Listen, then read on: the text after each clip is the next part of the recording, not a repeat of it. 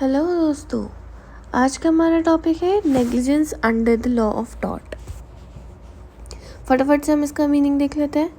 तो negligence is the breach of duty caused by the omission to do something which a reasonable man, guided by those considerations which ordinarily regulate the conduct of human affairs, would do, or doing something which a prudent and reasonable man would not do. That is, negligence तब होता है जब एक इंसान अपनी duty को breach करता है या कोई ऐसा काम जिसके लिए वो बाउंड होता है, जो उसको करना होता है, जो उसे परफॉर्म करना होता है, उसको वो ओमिट कर देता है। एंड बिकॉज ऑफ दिस किसी दूसरे इंसान को डैमेज या इंजरी होती है, उसे हम नेग्लिजेंस कहते हैं।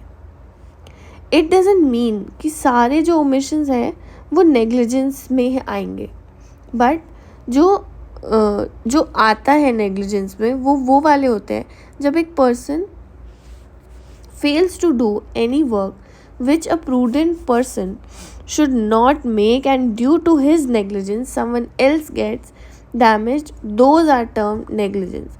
मतलब सिर्फ वो वाले जो ओमिशंस होते हैं जिसके वजह से जो दूसरा इंसान है उसको डैमेजेस या इंजरी सफ़र करनी पड़ती है, वो वाले जो हैं वो नेग्लिजेंस के अंदर आएंगे। फॉर एग्ज़ाम्पल, मैं अगर कोई काम कर रही हूँ और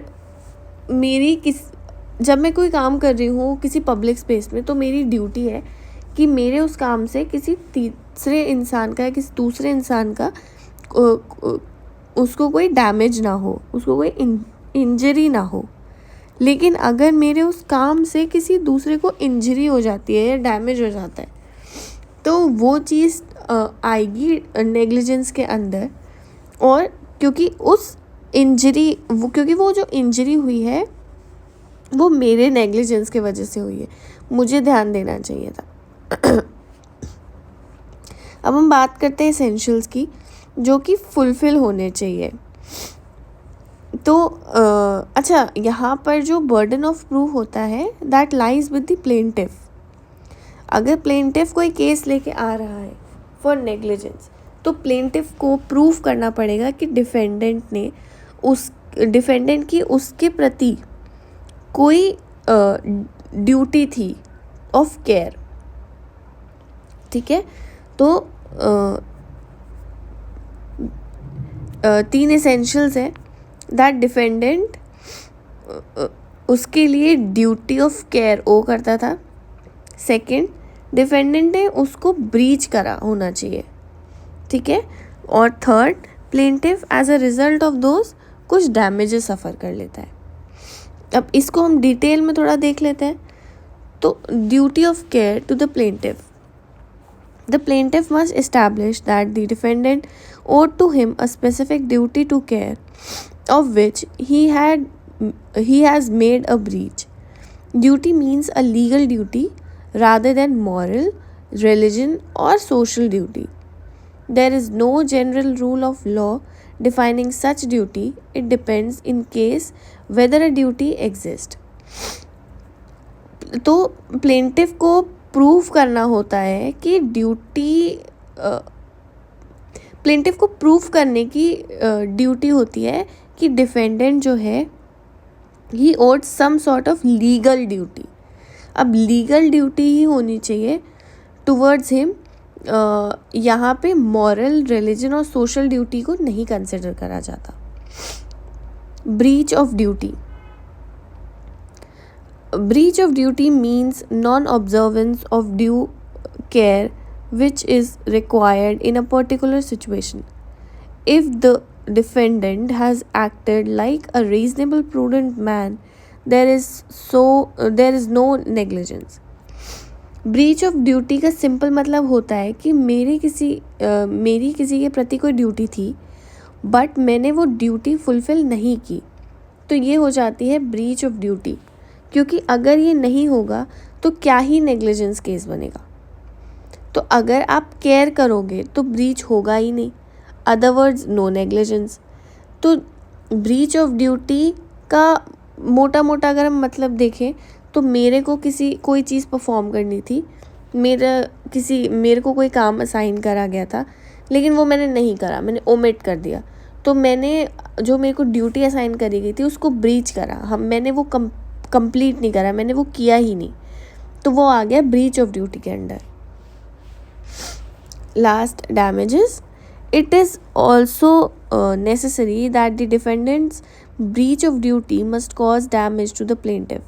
The plaintiff has also to show that the damages thus caused is not too remote a consequence of defendant's negligence. Defendant की ड्यूटी है केयर करने की, कोई ड्यूटी थी, उसका नेग्लिजेंस हुआ, ब्रीच हुआ, बट कुछ डैमेज नहीं हुआ, तो यहाँ नेग्लिजेंस इस्टेब्लिश नहीं होगा, क्योंकि आपको कुछ नहीं हुआ, मतलब सामने वाले को कोई इंजरी नहीं हुई.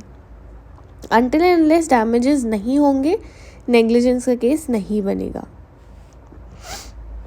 डिफेंसेस देख लेते हैं जो नेग्लिजेंस के अंडर आते हैं. मतलब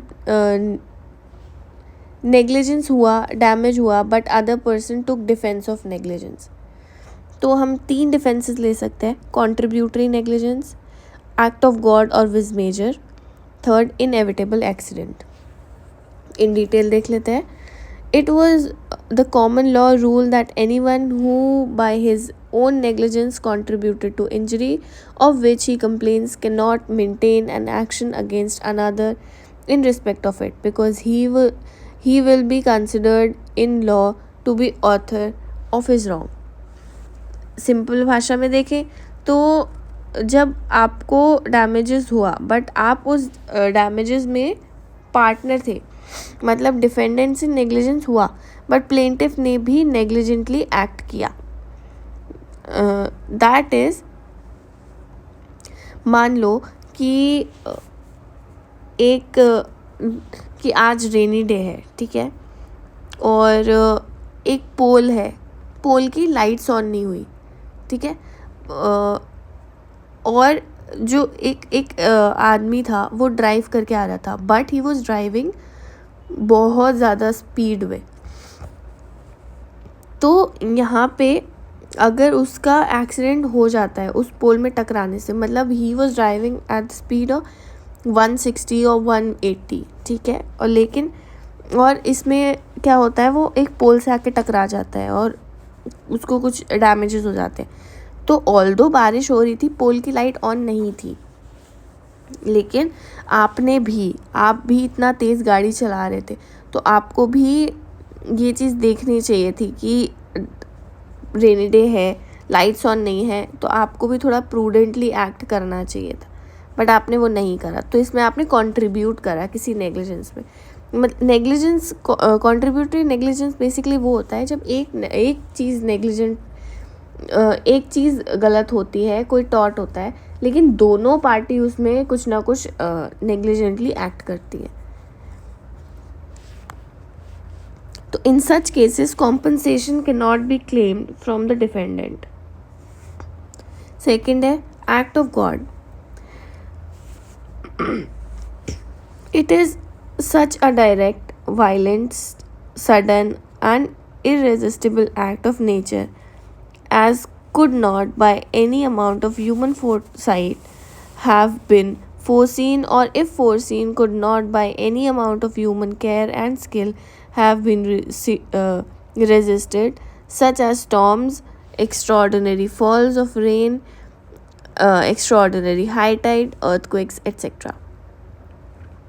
जैसे कोई एक्ट ऑफ गॉड हुआ, लाइक अर्थक्वेक हुआ या फिर टाइड्स हुए, थंडर स्टॉर्म हुआ, जिसमें इंसानों का कोई टोका टाकी नहीं है, मतलब इंसान उसमें कुछ भी नहीं कर सकते. तो यहाँ पे क्या होता है कि अगर समवन गेट्स इंजर्ड तो वो नेग्लिजेंस को क्लेम नहीं कर सकता. ऑब्वियसली आप जो एक्ट ऑफ गॉड है उसमें थोड़े ना आप नेग्लिजेंस का क्लेम कर सकते हो. आप किससे करोगे, कोई है ही नहीं एक्ट ऑफ गॉड के लिए. लास्ट है हमारा inevitable accident. Inevitable accident also works as a defense of negligence. An inevitable accident is that which could not possibly be prevented by the exercise of ordinary care, caution and skill. It means accident physically unavoidable. Inevitable accident means no matter आप कितना ही efforts दे दो, it becomes impossible to stop that accident or injury. It is called inevitable accident. तो इस video में हमने देखा कि negligence क्या होता है, वो उसके एसेंशियल्स क्या होते हैं, और हमने देखे डिफेंसेस जो हम ले सकते हैं as a part of negligence. I hope you like the video. Thank you.